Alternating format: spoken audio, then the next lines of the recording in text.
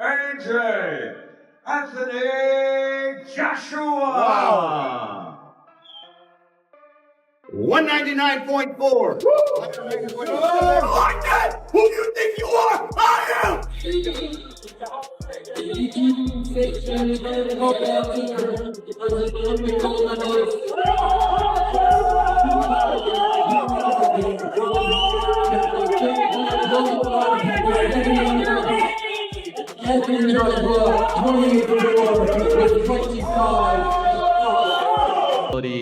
You did say something, and I'm paraphrasing here, so please correct me if I'm misinterpreting it. You said if I could kill him, I'll kill him. Yeah. Your old foe, Tyson Fury, today called you a classless loser for saying something like that you shouldn't say that as a boxer. Could you explain to us what you meant by that, and could you please respond to Tyson's statement? It's my job. We fight. We're licensed to kill. I'm sure many people don't understand it, but this is what my job is, and I just enjoy what I do. Whatever happens, happens. As long as my hand's raised, that's what's important, right? Respectfully. That's just the mentality we have to have as fighters. I don't know if any other fighter thinks that way. Maybe they're a bit more tame. But the things I watch and the way my mind works, when you're in that ring, it's a dangerous place to be, and anything can happen. And you hope your opponent leaves the ring safely, but if they don't, you know, you still have to go to bed at night knowing that you've just done your job. The final press conference felt like two completely different energies sharing the same stage. And that's what made it electric.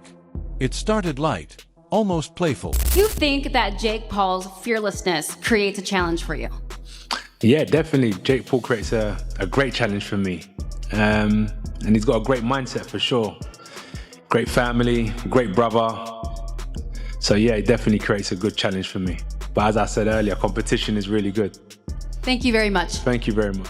AJ, you called this the ultimate barbershop fight, ultimate plane fight. Everyone's talking about it. I love that description. I'm wondering, when you were in Valencia training, maybe back home a little bit here in Miami, are a lot of people coming up to you and saying, can you please knock this guy out? That seems to be the sentiment. Are they coming up to you and saying that? Nah. They're respectful. People are respectful. They are? They're like I saw in the video there were people there outside the press conference saying, end this man, end this man. Yeah, you do hear it, but remember, we don't focus on the negative. True. No, that's just a sentiment that I feel like people are saying to you. They're just saying, good luck, do your best.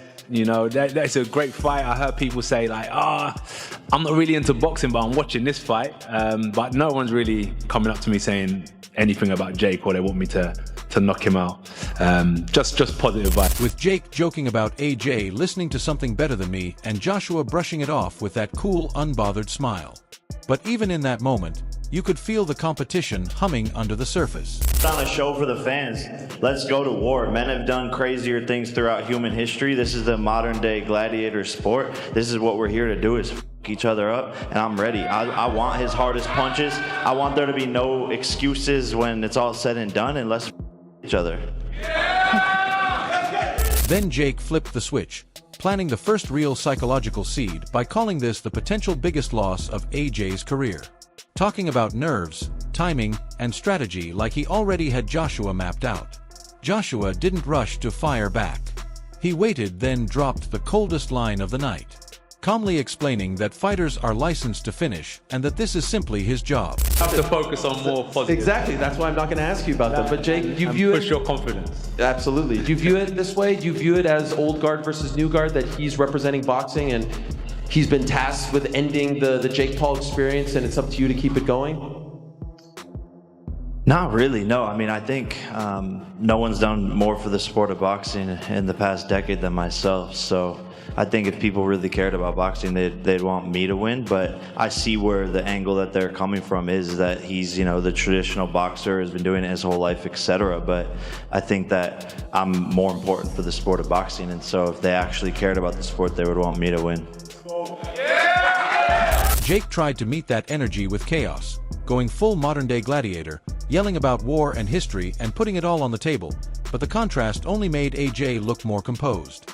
When Joshua said he was carrying boxing on his back, that he'd been called in to end Jake Paul's show for the purists, it felt like a man accepting an assignment rather than selling a fight. Jake pushed back by claiming he's done more for boxing than anyone in the last decade, snapping at critics and fully embracing the role of the disruptor who thrives on doubt. I was then called in to fight Ngannou, and I knew there was a lot riding on it. And with this one, in terms of putting boxing on my back, it just seems like I'm being called in to, I don't know, save the pugilists, the purists of boxing and so on. People don't like the fact that I'm fighting Jake. Whether that concerns me or not is another question, but if we look at the people that don't want me to be here, but they want me to put an end to Jake Paul's show, I understand it, and that's why I have to carry boxing on my back with this. AJ framed the moment like Jordan versus Iverson, legacy versus rebellion. And even when asked about losing, he joked his way through it, smiling like the pressure didn't even register. By the end, it didn't feel like trash talk anymore. It felt like belief crashing into experience, noise colliding with silence, and two realities lining up for a moment where only one of them is going to survive once the bell rings. You got the call saying, okay, now he wants to fight you. I just thought a brilliant opportunity, man, you know, because I understand what his audience tuning in does for me, what it does for boxing as a whole, and the ripple effect it has on the industry that I'm in. Because when Jake moves aside, boxing still benefits. I'm a pure boxer, so boxing still benefits. I just thought, what a great opportunity to perform in America just before Christmas. We had been training anyway. Everything was stacked up for it to happen, and I think it's a great date to happen on the 19th of December. And that's where the energy quietly flips, because right after all that press conference noise, chest puffing, destiny talk, and underdog mythology, we slide into this Eddie Hearn-Anthony Joshua conversation, and suddenly it feels like the grown-ups walked into the room. The mics are lower, the tone is calmer, but somehow the confidence gets louder. AJ's talking like a man who isn't chasing moments anymore. He's collecting leverage. No offense taken, no ego bruised, no YouTuber resentment, just pure clarity. He sees Jake Paul for what he is. Momentum, audience, opportunity, and eventually a wall you run into if you keep snowballing long enough. Boxing is it's a nasty game. You don't want to do it. You go to the gym to keep fit. As Eddie said, you can see this guy's got a bit of talent. Hey, get some gloves on. Next minute, hey, what do you want to do, some sparring? Next minute, you get carded. Next minute, you're fighting. Next minute, he's fighting Tank. Next minute, he's fighting Anthony Joshua. Boxing is just like it's a snowball effect. It just keeps rolling and getting bigger and bigger and bigger until you meet someone or you hit a wall and it all just goes. Eddie's basically narrating the master plan like this whole thing was a weird chapter nobody expected, but everybody's cashing the check with a straight face. I love how AJ keeps repeating that idea. If you can end it early, you do it. Not for highlights, not for mercy, but because boxing isn't football, you don't owe anyone 90 minutes. And the Usyk camp talk, that's the part Jake fans should probably pause on. When a heavyweight voluntarily throws himself into the hardest training environment possible, not because he has to, but because he wants to suffer a little more. That's not a man chasing hype. That's a man sharpening the blade. Did with Usyk, it made you say, I want to work with these guys? Sergey invited me and said, you're more than welcome to come and do some training. At first, our schedules didn't align, and then our schedules aligned, and I think it was a really decision. It's been an eye-opener. You know, people could ask me in the future, what message could you give young kids out there? I say, work harder. If you think you're working hard, do more. And if you think you're doing enough, do more. Because that's the only way you're gonna win. His free time, well, let's say, I don't think he's been beaten as an amateur either. Anyway, He's an Olympic gold medalist, free time, unified champion. Man, like, if you wanna win, surround yourself with winners, it's basic. And it's been a really good experience, if I'm honest with you. Meanwhile, Jake's motivation is clear. Money, exposure, disruption, keep the machine moving. AJ's motivation is scarier.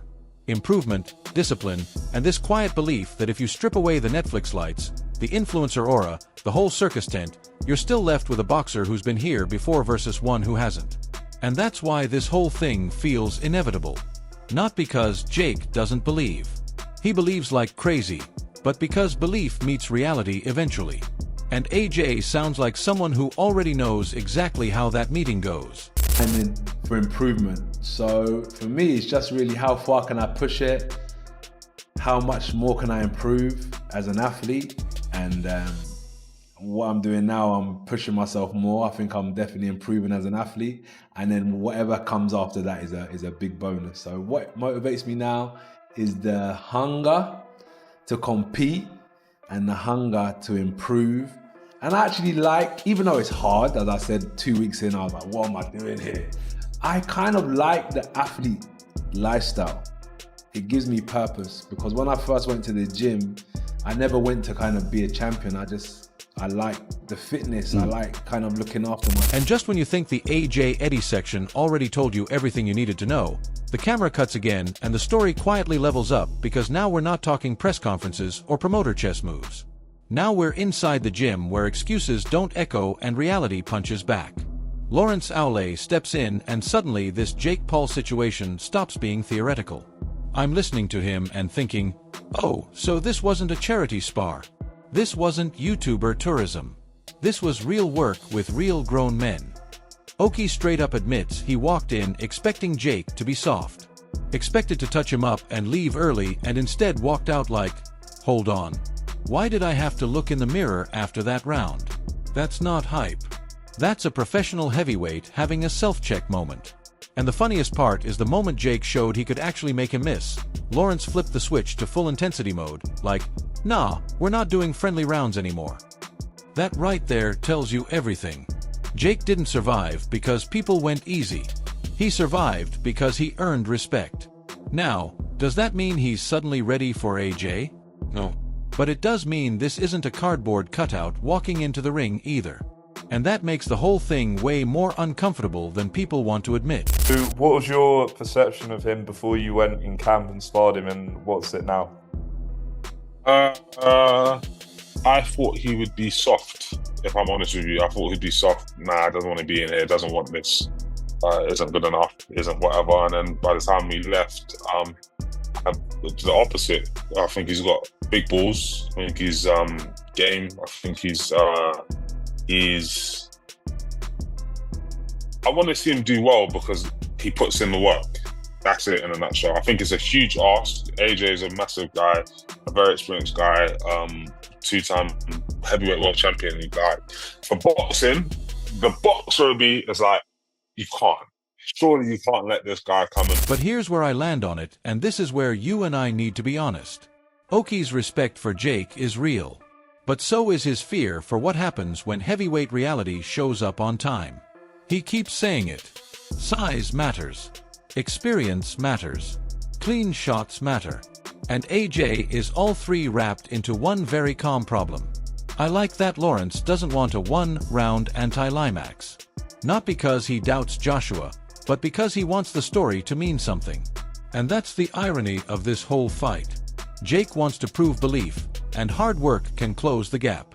AJ wants to prove that no matter how hard you work, there are levels you don't skip. One man is hoping to surprise the world. The other is preparing to remind it. And when someone like Aulay, who shared rounds with both worlds, tells you Jake is brave, improving, but still standing in front of a two-time heavyweight champion, that's not disrespect, that's perspective. So when the bell rings, we're not watching a joke. We're watching a lesson. The only question is whether it's a short lesson or one that drags just long enough to make people argue about it all weekend. I mean, I want to see him go in there and do his thing. I want to see him go in there and showcase what, hard work and belief can do. If our WBO world champion could come from white collar to be heavyweight world champion, then, why can't Jake Paul be competitive with AJ? How many rounds did you do with him? Do you remember? We're doing that because he had Jared as well, so we were doing 3 to 6 every other day. So I don't know, probably 30 something like that, 30 something rounds, maybe a bit more. So when you zoom out and really stack everything together, the press conference tension, AJ's icy composure, Eddie quietly mapping out the long game, and Lawrence Aulay pulling the curtain back on what actually went down in the gym. This fight stops feeling like a viral experiment and starts feeling like a genuine crossroads. Jake Paul isn't crazy for believing, and he's clearly not walking in unprepared. But Anthony Joshua isn't guessing, hoping, or selling confidence to himself. He's operating on experience, structure, and habits built over years at the very top of the sport. This isn't hype versus hate. It's ambition versus accumulation, confidence versus repetition, momentum versus muscle memory. And that's exactly why this matchup has everyone split down the middle.